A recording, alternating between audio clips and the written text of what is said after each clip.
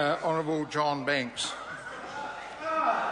Mr. Speaker, I enjoyed working on this select committee very much, and the work led by Christopher Finlayson QC was well done, and the contribution from all sides of the Parliament were also well done. I take it to the conclusions of the report first, Mr. Speaker. The conclusions of the report say, in the coming to our conclusions, we acknowledge that, to the best of our knowledge, the circumstances giving rise to this question were unprecedented. I'm staggered that it's taken this Parliament so long to get to a situation where it had to deal with the privileges, circumstances that were unprecedented. That these are uncharted waters has, for example, necessitated us, that is, the Select Committee, making inquiries of other jurisdictions to assist us with the second part of our examination of these matters, and that included Canada and the United Kingdom. And that was very interesting reading. Canada and the United Kingdom, including Australia, are well ahead of us on these things. We accept that the unique circumstances of the situation had a part to play in the events leading to these referrals. These matters didn't bring any great credit to this Parliament. Unlike following the complaint in question of the leaking of the documents, which I make no comment about, it triggered off this work of the Parliament to make sure that the issues that we had to deal with in this first part of this work doesn't occur again. And Mr. Deputy Speaker, while the executive branch of government is important in New Zealand, it's not all important. The executive branch of government is not all important. The fulcrum of our democracy is here on the floor of this House. And every single member of Parliament is equal here on the floor of this House in the fulcrum of our democracy. This central role is recognised through the ancient rights and privileges of the House that allow Parliament to control its own processes and procedures. And as the Right Honourable friend that I follow said, we didn't have any processes, we didn't have any procedures, we had nothing to follow, and we were leading blind with the blind. These laws of Parliament, which form part of our general laws of New Zealand, allow this House to function without fear or favour, and for better and for worse. As the interim report of the Privileges Committee observes, we are somewhat in uncharted waters. Well, that is a classic understatement. Somewhat in uncharted waters. Electronic communications of members of Parliament, and they didn't exist when I was here 10 parliaments ago, observe we are well behind other parliaments in developed democracies in these matters. In most cases, they do not attract the protection of the privileges of the House. So in other words, the electronic messages going around in the stratosphere around these buildings don't attract any privileges of the House. As classically formulated, they're not speech in this House or in the committees, and are not a process of Parliament. So, Mr. Deputy Speaker, that said, the ability of members of Parliament to use electronic communications in confidence is central to the functioning of members of Parliament. And there were classic, far-reaching breaches of that proposition.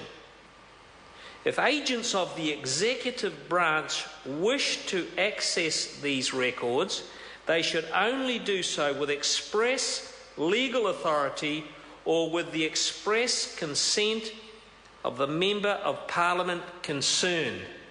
And I have this rather simplistic proposition that says communications between members of this Parliament and anyone else should be private between the Member of Parliament and the constituent or anyone else, and not accessible to anyone else of a political persuasion in this House, and only accessible to agents of the state who are duly representing law and order and other agencies with a warrant from the High Court.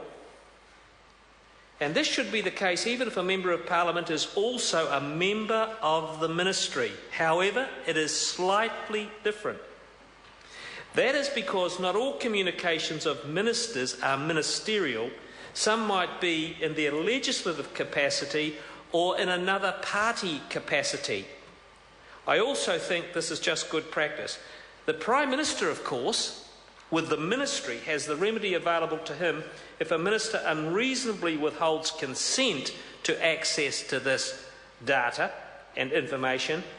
He can, of course, lose confidence in the minister, and the repercussions of that are obvious. It is also clear that parliamentary service, an organisation established to support the House and one which is not part of the executive of government, did not properly understand the constitutional relationship between agents of the executive and this House. They had no idea. They had no idea. And much wrong was done, particularly to one member of the Fourth Estate. Much wrong was done. It is disturbing that when in doubt, the Parliamentary Service did not bring the matter of access to electronic communications and associated records to the Speaker. They didn't raise that with the Speaker, who is in charge of the fair and reasonable running of this Parliament and the rights of members of Parliament that are equal amongst men and women of all corners of this House, the fulcrum of democracy in this country. And I agree with the report that some rules and processes need to be developed so that members of Parliament and the agencies that support the working of Parliament know how information requests should be and must be handled. The relevant law is a bit of a thicket. Sometimes the OIA, in other cases not, in some circumstances the Privacy Act. Sometimes it's covered by a general obligation of confidence. Some written guidance would help those who make these things work and work their way through these things. I want to talk about others who occupy and work these precincts, particularly the gallery at this stage. While I don't always enjoy what the media say about me, and most members of Parliament would share that view, I recognise they're an important part of the democratic process. The best presumption is that their movements, communications and associated records will be treated confidentially unless there is clear evidence of a crime and the necessary express legal authorisation for access to those communications and records electronic by a law enforcement agency. Otherwise, the Fourth Estate, the gallery, the media should have the privilege of being able to communicate with whoever they want in this building and outside this building without prying eyes from anyone, including the politicians, unless they have a warrant from a law enforcement agency signed by the High Court to go about such endeavour. In the view of some members of Parliament or the executive branch, they might use this presumption to misreport or misrepresent politicians. That is the necessary price we pay for democracy. That is the price. The best response to irresponsible reporting is not to consume the news products being produced. Finally, Deputy Speaker, I note our report concludes that what happened occurred primarily because of miscommunication and misunderstanding. This report affords the House the opportunity to ensure that this never happens again, and protocols will be set up.